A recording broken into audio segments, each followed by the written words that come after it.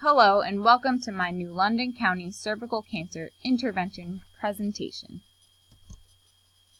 This is just an outline of the presentation. First, I'll start with a little bit of background about cervical cancer and HPV.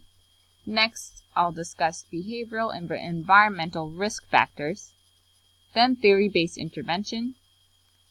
Next, how theories relate to modifying behavior. And lastly, I will discuss the theory that I chose for my cervical cancer intervention. So here's a little bit of background. Cervical cancer is preventable if detected during early stages. HPV, also known as human papilloma virus, can cause cervical cancer.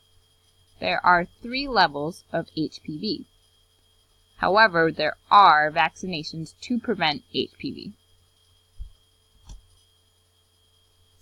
Behavioral and environmental risk factors. As most know, HPV can turn into cervical cancer if gone undetected for too long. There are different levels of HPV ranging from low to high risk. High risk HPV is a type that is closest to almost turning into cervical cancer, hence the name. One determinant of cervical cancer is type of sexual behavior. HPV can be spread through both genital and oral sex. She et al. Found 3 determinants to high-risk HPV. These determinants are number of sexual partners, smoking, and oral sex. The study explained that women that had 2 or more sexual partners without oral sex increased their chance of getting high-risk HPV by 12.1%. She et al.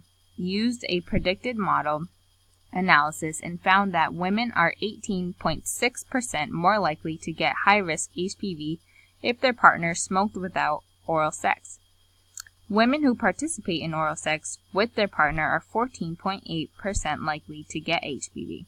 The probability that a woman would get high-risk HPV drops down to 3.6% if they have one partner that does not smoke or participate in oral sex.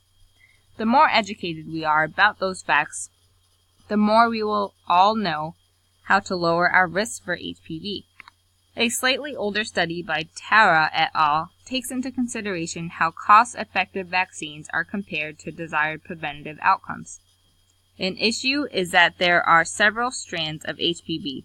The vaccinations mentioned in this study claims that it will prevent HPV-16 and HPV-18 from developing. The study also suggests that including males in the vaccinated population would be less cost-effective. There are several determinants that can cause HPV which can turn into cervical cancer. The first step is preventing cervical cancer is being educated. Once a population is educated, they can then vaccinate themselves as well as limit their sexual partners and even avoid smoking. Here's just a little bit of demographics about New London County, Connecticut. New London County, Connecticut is about 70% urban and 30% rural. It is primarily populated with white ethnicity of about 75.7%. The next prominent ethnicity is Hispanic/Latino, 10.4%, then Black, 5.4%, Asian, 4.4%, and American Indian/Alaskan Native, 0.6%. New London County consists of about 23 towns. I believe the best way to decrease mortality rate due to cervical cancer is reaching out to all hospitals as well as nonprofit organizations in each town to see what kind of educational tactics or regulation policies are set for cervical cancer or HPV screenings. Then, a survey can be distributed to randomly selected households to collect data on whether or not citizens of New London County are health insured, and how often they receive a pap smear or other preventative tests. The first few actions would be part of the pre-seed part of the planning model, as we learned in the lecture. The proceed part of the planning model would be creating new policies and regulations once data is collected from the surveys. Then hospitals and nonprofit organizations can educate citizens on important preventative measures of HPV and cervical cancer, as well as more strictly enforce medical screenings In addition to hospitals and nonprofit organizations getting involved, I believe that a great place to intervene is in the schools. While in school, we can begin preventative measures by incorporating HPV and cervical cancer education programs in their health curriculums. Theory-based intervention. This is just a study that talks about technology influences.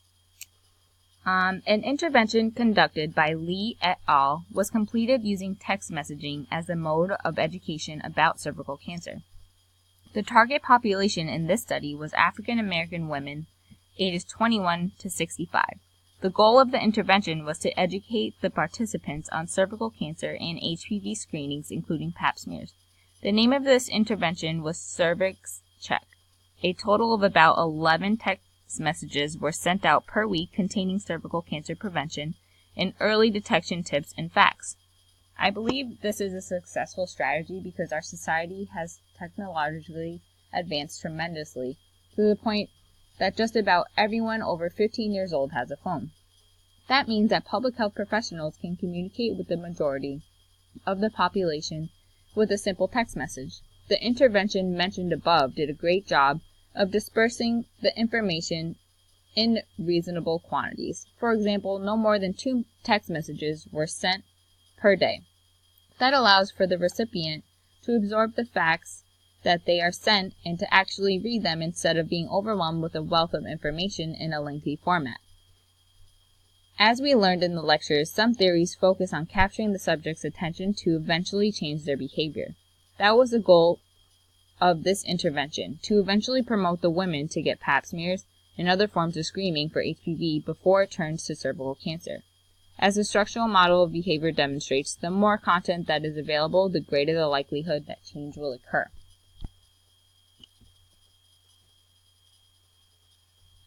An intervention conducted by Malmere et al.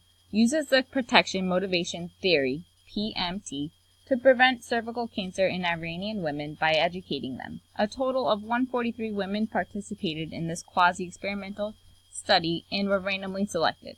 All participants were involved in 6 sessions of intervention and completed a questionnaire.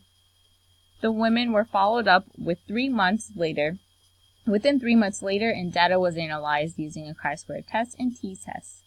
The intervention found that protection motivation theory may result in more participation to pap smear screenings. This intervention is very timely and was effective in the goal of increasing subject knowledge and hopefully increasing preventative screenings. A Staples et al. Study did not state what kind of theory they used in their intervention. However, I believe it was similar to the reception-yielding model.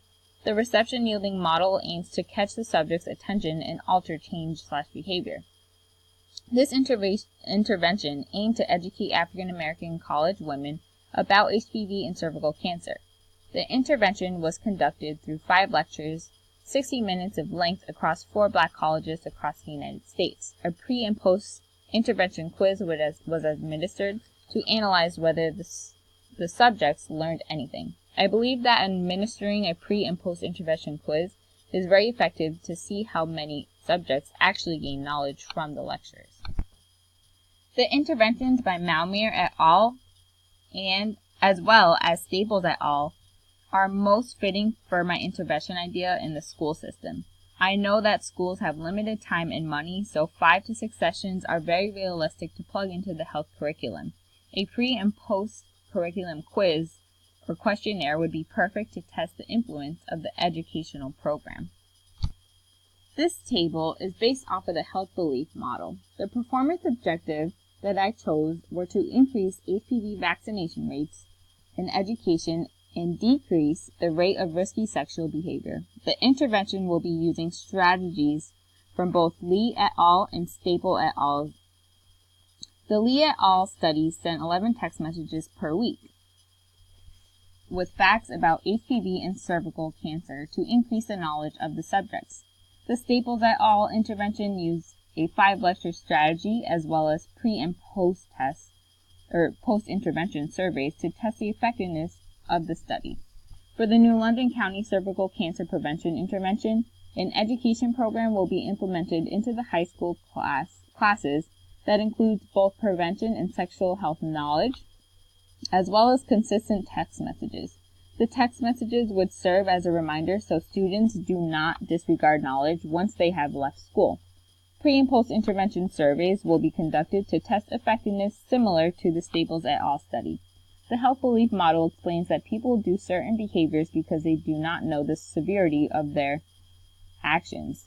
They have several barriers, or they are not confident that they can achieve something. By implementing this intervention in the New London County, the goal is for high school students to be more concerned about their preventative health and sexual behavior, be aware of the facts, and boost their confidence of the control they have over their actions.